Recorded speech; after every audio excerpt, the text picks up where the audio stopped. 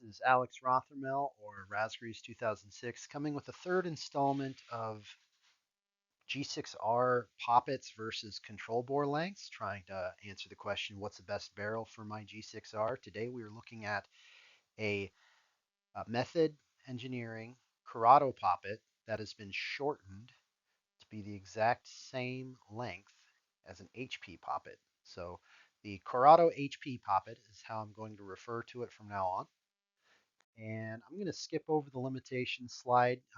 Please refer back to the prior two videos to talk more about it. And I'm going to skip this slide as well. We're very familiar. These are all 682 barrels to be as consistent as possible.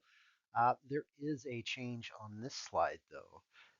For the Corrado Performance Poppet, I wanted to call out that its weight at 2.62 grams is a near 40% decrease from the LP Poppet, which I have here listed as reference. The Salty Stainless Poppet is 55-ish% heavier, and I know I have this here as 0.7% lighter for the regular brass Poppet, but this is basically the same. Bob Long engineered the LP and the HP Poppet to be exactly the same weight, just different lengths.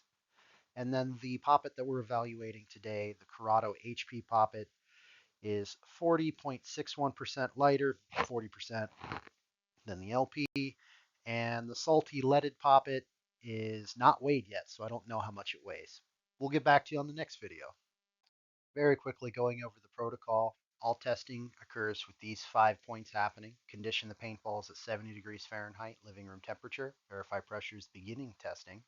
Shoot 30 to 40 over the chrono. Run back upstairs, leave the gun and everything in the living room, 70F for 5 minutes minimum before attempting next test. All testing results to be captured same day per poppet. So taking a look at the results, we have the Nova. This has 2.8 inches of control bore, the Freak at 5.0, the Bob Long at 5.8, the ULS at 7, and the Nano with the ULI insert at 8.5. This axis is exaggerated to show difference. And a big thing I want to call out here is the ULS, while having the highest average, this 278 data point is a theoretical data point. Nothing actually measured 278. There's kind of a cluster up here and there's a cluster down here. Bimodal is what we call this in engineering.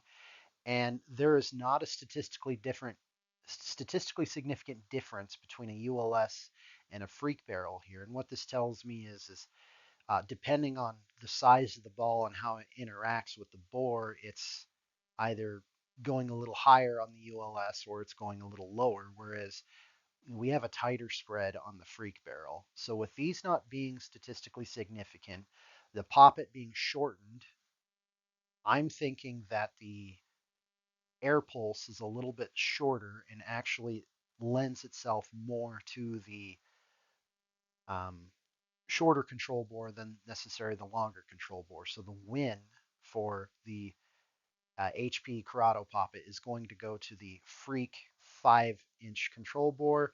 Not sure what's going on with the Bob Long barrel. I'm thinking maybe this is either bad luck variation or maybe it's the chamfer that goes at the very beginning of the barrel. The ULS and the Corrado, the Freak do not have that barrel chamfer. So looking forward to bringing more of these videos to evaluate the Corrado stainless poppet and to evaluate the wildcard leaded poppet. But the recommendation for the HP Corrado poppet, should you choose to grind it down yourself and then hopefully anodize it so it doesn't get peened later, is a freak insert, 5 inches control bore. And in case you're interested, this particular tip is either going to get dipped in acid and stripped or it's going to get sold. So PM me if you got a gun that looks just like this. That's it.